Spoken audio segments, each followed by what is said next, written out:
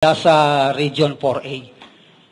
So, ibabalita na lamang natin sa mga darating na mga araw ano pa yung mga magaganap na kasunod mula po sa NCR at saka po sa Region 4A.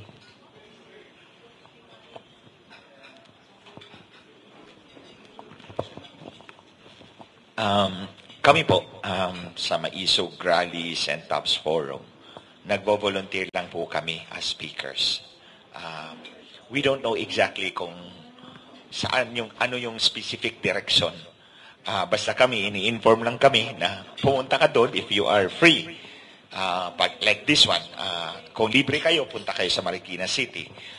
Kung basta si Perdel, meron niya siyang silistahan lahat doon. So we just confirm kung available kami. But ang mahalaga kasi is, we are speaking to community leaders tulad po ninyo. Mahalaga po kayo sa laban na to. Because we are not talking only to an individual. We are talking to a leader. A leader po ng ating komunidad. Because yung impormasyon na ibibigay po namin sa inyo, kailangan natin ipakalap yun sa ating mga kababayan. Because we cannot fight kung hindi natin alam kung anong pinaglalaban natin. Kaya ang mahalaga dito, i-synthesize natin, iklaro natin yung issue natin. Ano ba itong pinaglalaban natin? Ano ba itong TOPS all about, di ba? Hindi pa nga tayo kumain. Lagpas na ng mag-aalas 2 na. Oh, tayo lahat, nagsakripisyo tayo rito. It's a worthwhile investment. It might be small, it might be trivial, but yun yung steps natin na ginagawa natin to get back our future. Di ba? So, eto, nandito na tayo sa Metro Manila. Ito, Marikina. Nandito tayo sa loob ng Metro Manila. Antipolo na. Ako nga pala, Antipolo pala ito kasi umakyat pala tayo. Oo, Antipolo pala to. So, nagtatanim tayo ng binhi. Tama ba? Nagtatanim. Sorry ha, kasi Cebuana ako. Hindi ko alam ng Tagalog lahat eh. So, nagtatanim tayo ng binhi so that when we fight together, alam natin yung pinaglalaban natin. It so happened, kami nandito sa frontline. Kami nga nasa frontline, but mas mainam kung katabi namin kayo, nasa likod namin kayo. Diba? At alam natin yung direksyon na tinatahak natin because makapangyarihan sila. Pero the ultimate power rests with the people. Sa inyo po yan. So bandang uli, Master Judea, we are going to get the government that we deserve. So, kung papayag tayo dito, di ito tayo, 'di ba? So, yun lang. Wala sa amin siguro makakasagot kung anong direction ito, 'di ba? Destiny lahat 'yan eh. No? So, the Filipino people are the ones who hold the answer. Attorney Trixie.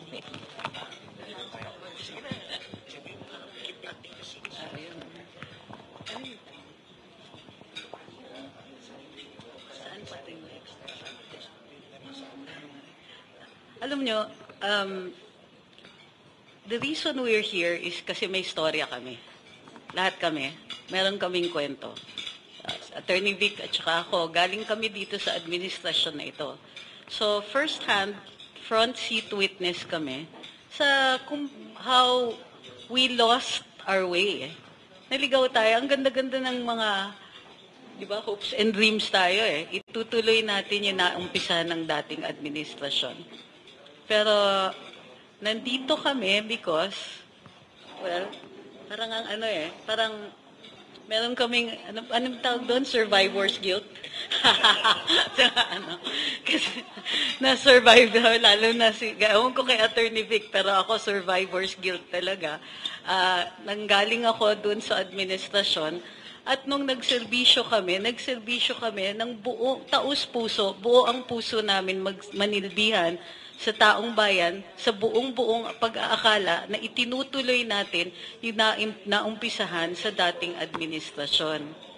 So, ang ano dito is, kumbaga, survivor's guilt, dahil buhay pa kami, kailangan namin ipalaganap yung mensahe. Nandito din po kami in a unique position na makita kung ano yung problema at maipahayag kung saan nalilihis yung ating gobyerno. So, yun lang po. Yun yung that we have the first hand, yun, para tayong ringside seat dun sa nangyari noon, at nasa position din kami na ayus-ayusin ito. Okay po. Thank you po. So siguro sa final message sa press conference natin, may we call on ASEC Manny Zapanta para sa final message. And afterwards po, pwede na po mag-resume lunch. Diretso na po tayo. Working lunch na po tayo for our Leaders Forum. Magandang tanghali sa ating lahat. Katulad ng nabanggit kanina, nabanggit na malaking sakripisyo rin para sa ating lahat. Itong ating ginagawa. At katulad nga nito, medyo na late ang ating tanghalian. Pero higit sa lahat, nais po naming magpasalamat sa ating mga panauhin na nagbigay ng malaking linaw, paglilinaw at posibleng pwede pa nating gawin dun sa ating kalagayan sa ngayon. Pero dun sa mula sa ating kilusang pagbabago dito sa NCR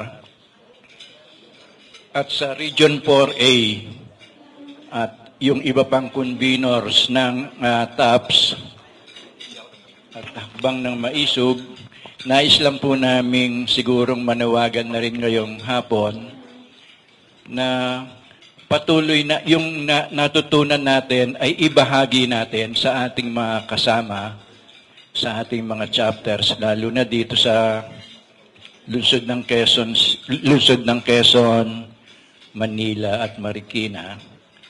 Dahil alam naman natin ang sentro ng impormasyon ay naririto rin sa NCR. Kanya kung ang mga kasapian natin ay ibabahagi yung mga natutunan natin ngayong hapon, ay malaking bagay po ito.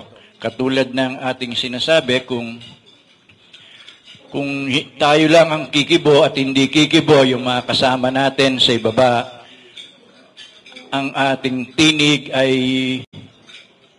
hindi gaanong malakas. Pero kapag tayo ay sama-samang nananawagan at nagpapaliwanag sa mga kababayan natin, ito ay malaking hakbang upang tayo ay sumulong at lumakas pa. Babanggitin ko, katulad ng sinabi ni Attorney Vic kanina, na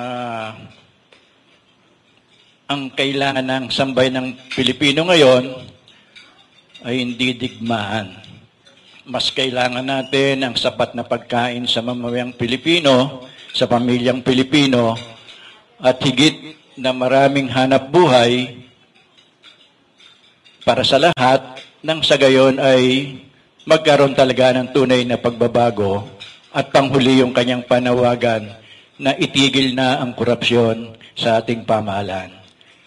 Ngayon, ang panawagan natin ay ipalaganap po natin ang ganitong kalagayan at ang ating panawagan na kumilos tayo dahil tayo rin ang dapat kumilos, hindi natin maaasahan yung karamihan sa mga namumuno natin ngayon. So maraming salamat po.